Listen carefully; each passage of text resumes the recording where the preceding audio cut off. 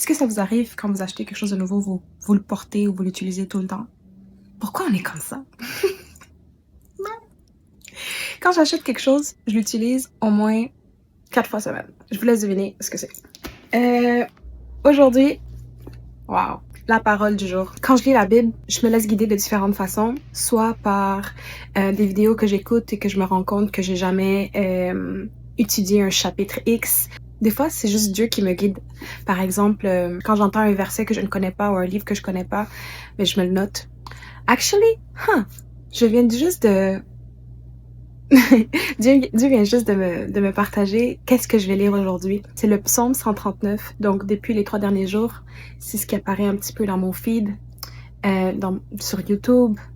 Et j'ai vu une vidéo de quelqu'un qui récitait ce psaume. Je ne me rappelle pas l'avoir lu. Je vais voir si j'ai déjà lu. Mais je pense que ça serait intéressant de le partager et voir qu'est-ce que Dieu va révéler à travers ce psaume aujourd'hui. Donc, je me prends pas trop la tête. Je vais tout simplement le lire. Prenez-vous votre Bible si vous voulez, le réciter, le lire aussi. Donc, le livre de Psaumes, c'est un livre poétique de la Bible, majoritairement écrit par David, le roi David, qui lui était un berger avant d'être appointé, anointed par Dieu pour qu'il soit le 2e roi d'Israël. Et David, c'était un artiste. En plus d'être un berger, il s'occupait des brebis et jouait l'harpe. Il était un musicien également. Donc, on peut déjà deviner qu'il avait une certaine sensibilité spirituelle aussi, à travers la musique, à travers sa vocation d'être berger et finalement d'être l'un des rois d'Israël. Psaume 139 fait partie de l'Ancien Testament. Donc, Ancien, avant Jésus-Christ, Nouveau Testament, après la naissance de Jésus. C'est un psaume que j'ai déjà lu, effectivement, donc je sais pas pourquoi Dieu me l'a remis en relecture aujourd'hui. Psaume 139, c'est un psaume de David. Et le titre, c'est « Science infinie de Dieu ». Éternel, tu m'examines et tu me connais. Tu sais quand je m'assis et quand je me lève. Tu discernes de loin ma pensée. Tu sais quand je marche et quand je me couche, et toutes mes voies te sont familières. La parole n'est pas encore sur ma langue que déjà, Éternel, tu la connais entièrement. Tu m'entoures par derrière et par devant, et tu mets ta main sur moi. Une telle connaissance est trop extraordinaire pour moi, elle est trop élevée pour que je puisse l'atteindre. Où pourrais-je aller loin de ton esprit? Où pourrais-je fuir loin de ta présence? Si je monte au ciel, tu es là. Si je me couche au séjour des morts, te voilà. Si je prends les ailes de l'aurore pour habiter à l'extrémité de la mer, là aussi ta main me conduira, ta main droite m'empoignera. Si je me dis, au moins les ténèbres me couvriront, la nuit devient lumière autour de moi. Même les ténèbres ne sont pas obscures pour toi. La nuit brille comme le jour et les ténèbres comme la lumière. C'est toi qui as formé mes reins, qui m'as tissé dans le ventre de ma mère. Je te loue de ce que je suis, une créature si merveilleuse. Tes œuvres sont admirables et je le reconnais bien. Mon corps n'était pas caché devant toi lorsque j'ai été fait dans le secret, tissé dans les profondeurs de la terre. Je n'étais encore qu'une masse informe, mais tes yeux me voyaient. Et sur ton livre étaient inscrits tous les jours qui m'étaient destinés avant qu'un seul d'entre eux n'existe. So powerful. Que tes pensées, ô Dieu, me semblent impénétrables, que leur nombre est grand. Comment les compter? Elles sont plus nombreuses que les grains de sable. Je me réveille et je suis encore avec toi. Ô Dieu, si seulement tu faisais mourir le méchant, homme sanguinaire, éloignez-vous de moi. Ils parlent de toi pour appuyer leurs projets criminels. Ils utilisent ton nom pour mentir, eux, tes ennemis. Éternel, comment pourrais-je ne pas détester ceux qui te détestent, ne pas éprouver du dégoût pour ceux qui te combattent? Je les déteste de façon absolue. Ils sont pour moi des ennemis. Examine-moi, ô Dieu, et connais mon cœur. Mets-moi à l'épreuve et connais mes pensées. Regarde si je suis sur une mauvaise voie et conduis-moi sur la voie de l'éternité. Avant d'aller en profondeur dans le psaume d'aujourd'hui, j'aimerais peut-être partager ce que ça m'évoque. Prenez le temps, vous aussi, de prendre le pouls pour voir qu'est-ce que vous avez ressenti, qu'est-ce que Dieu vous a révélé, ou qu'est-ce que vous comprenez du caractère de Dieu en lisant ce psaume. Donc, ce qu'il faut comprendre, c'est que David, malgré qu'il était devenu roi d'Israël, c'est un homme comme nous, pécheur, et qui a commis des péchés comme nous tous, finalement. Il était surtout reconnu pour avoir un cœur près de Dieu. Un homme qui avait soif de Dieu. Un homme qui, malgré ce qu'il vivait, toutes les émotions qui l'habitaient, il courait toujours vers Dieu et allait toujours le chercher. Il ne se cachait pas de Dieu et au contraire, il demandait à Dieu que malgré ses fautes, que Dieu ne se détourne pas de lui, mais il nous aime de manière tellement inconditionnelle que sa grâce se renouvelle à tous les jours. Qu'est-ce que ça évoque? La science infinie de Dieu. Nous sommes la science infinie de Dieu. En nous habite la science infinie de Dieu. Les 5 premiers versets. Éternel, tu m'examines et tu me connais. Tu sais quand je m'assieds et quand je me lève. Tu discernes de loin ma pensée. Tu sais quand je marche et quand je me couche, et toutes mes voies te sont familières. La parole n'est pas encore sur ma langue que déjà, Éternel, tu la connais entièrement. Donc, Dieu a une connaissance infinie de ce que nous sommes. On ne peut pas bypasser la connaissance de Dieu car il est omniscient, il est omniprésent et omnipotent. Donc, c'est ce que les 5 premiers versets nous révèlent. C'est qu'il nous connaît plus que nous-mêmes nous connaissons. Autre chose qui me vient, tu discernes de loin ma pensée. Donc, il n'y a pas aucune pensée qui soit cachée de Dieu. Dieu connaît nos pensées. Dieu connaît notre cœur. Il connaît chacun de nos mouvements. Il n'y a rien qui ne puisse lui être caché. Une telle connaissance est trop extraordinaire pour moi. Elle est trop élevée pour que je puisse l'atteindre. Et c'est un peu comme ça que je me trouve maintenant, en lisant, en essayant de lire les premiers versets. C'est comme si je n'arrive pas à comprendre avec ma tête d'humaine que je suis, avec la tête que j'ai, à quel point Dieu existe en tout. Où pourrais-je aller loin de ton esprit? Où pourrais-je fuir loin de ta présence? Il n'y a pas moyen de fuir de la présence de Dieu. En fait, c'est faux. C'est nous-mêmes qui créons la séparation de Dieu. En fait, nous pensons pouvoir être loin de Dieu, mais Dieu est toujours plus près de ce que l'on pense. Il est en avant, il est en arrière, il est sur nos côtés, il est dans nos pensées, il est dans notre cœur. L'Esprit de Dieu habite en nous. Et ce que je trouve intéressant, c'est que où pourrais-je aller loin de ton esprit? Le mot esprit est en E majuscule. Il n'y a rien qui a été fait de manière random dans la Bible. Quand il y a un E majuscule, mais qu'est-ce que ça me dit? Déjà de manière intuitive, ça me permet de comprendre qu'il y a une importance qui est donnée.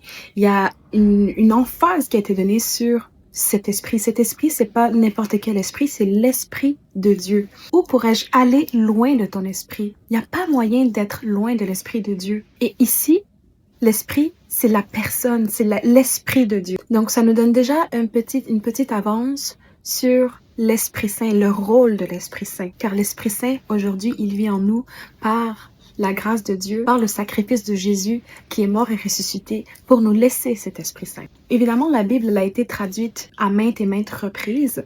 Donc, pour vraiment assurer une meilleure compréhension de l'intention de l'auteur ou de vraiment avoir une meilleure compréhension de la théologie de Dieu, la logique de Dieu, il est souvent pertinent de revenir à la langue originale de ce que ça a été écrit. Les psaumes de David ont été écrits en hébreu.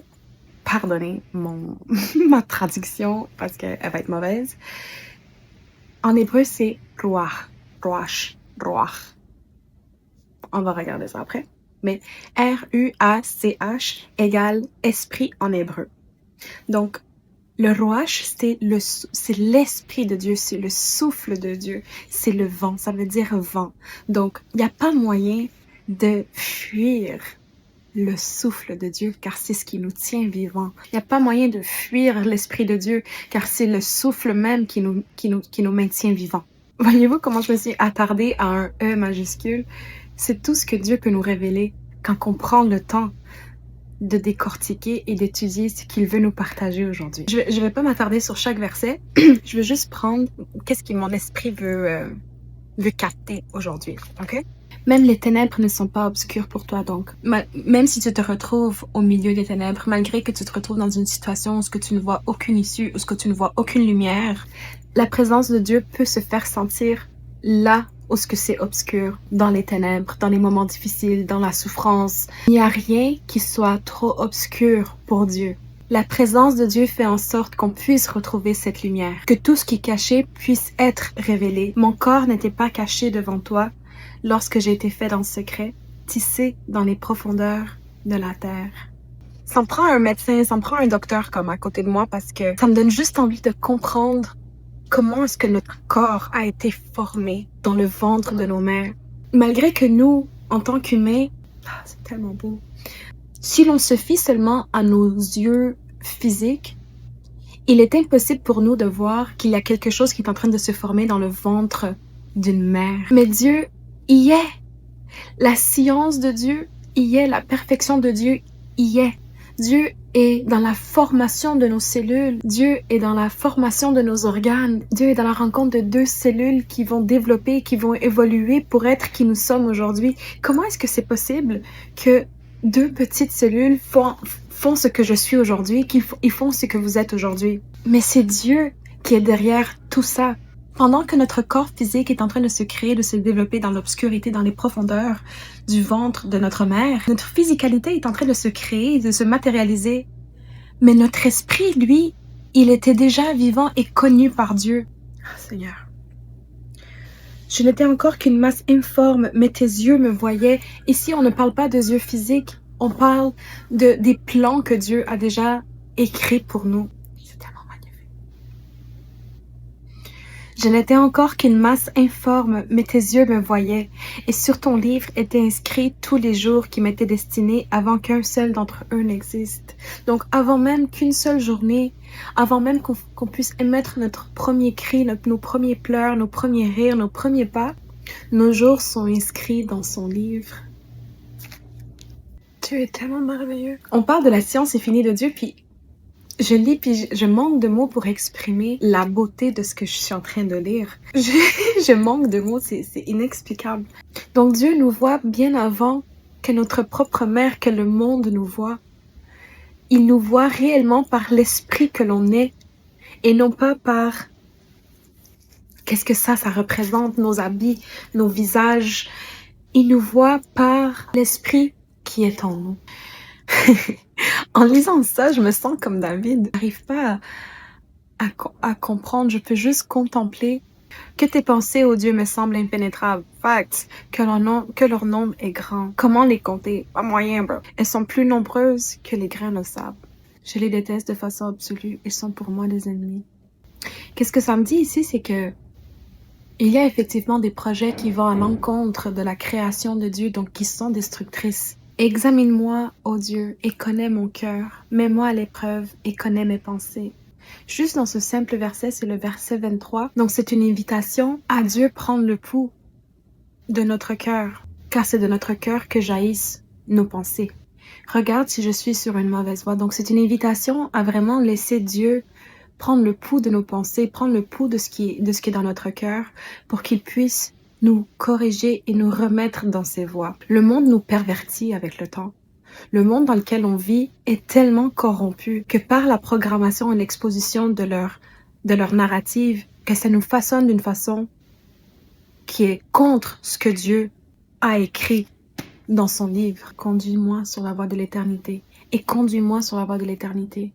On parle ici d'un berger qui veut se laisser conduire par Dieu. C'est tellement facile pour nous de se détourner de ce que Dieu a écrit pour nous, qu'on doit inviter sa présence. Sans le souffle de Dieu, on est littéralement mort. C'est pas juste une force quelconque, c'est son esprit et son souffle qui fait en sorte que des nouvelles pensées puissent émerger en nous, que la créativité puisse nous habiter, que l'on puisse créer. Je me sens littéralement comme David ici, qui n'arrive pas à comprendre la science de Dieu. Bref, j'ai pas envie de pas plus rallonger cette lecture du psaume 139. Je sais pas qu'est-ce que ça a émergé en vous. De mon côté, c'est juste un rappel qu'au final, je connais rien. Que la connaissance de Dieu est tellement plus grande que moi-même, que il y aura toujours quelque chose à apprendre, à révéler. Qu'au-delà de ce que nos propres yeux peuvent voir, il a des plans pour nous. En fait, que la personne de l'Esprit Saint était déjà présente. Honnêtement, j'ai juste savouré cette lecture parce que ça me rappelle que je connais que dalle, bro. Et ça me rend humble face à la connaissance de Dieu, à la science infinie de Dieu. Si jamais il y a quelque chose qui a émergé en vous, quelque chose que Dieu vous a révélé pendant cette lecture, partagez-le, tout simplement. Ça va me faire plaisir de vous lire. Puis c'est peut-être ce psaume était plus pour vous que pour moi. We never know. Que Dieu vous bénisse. J'ai envie de faire une autre petite vidéo qui est plus basée sur la parole de Jésus. Des fois, ça donne un peu plus de jus. Oh, le rime. Que voilà. This is so millennial for me. God bless you. Et à bientôt là.